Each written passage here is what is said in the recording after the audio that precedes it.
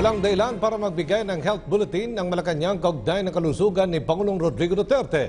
Ang kay-Labor Secretary Silvestre Bello, hindi kakayanin ng Pangulo ang maigpit na schedule kung may problema ito sa kalusugan.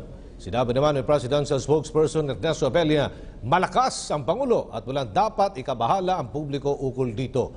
Nasa Cambodia ang Pangulo para sa 2 araw na state visit.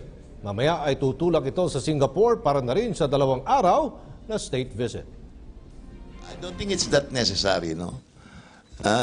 What you see is what you get. Kung nakita nyo si Presidente naglilib sana na hindi niya kaya yung ginagawa niya ngayon, then you can have some doubts about his health. Pero kung nakikita mo ang ginagawa niya, that the 4 of us here can do with difficulty, then that's the time maybe when we ask him to give his health bulletin. Pero super healthy siya eh.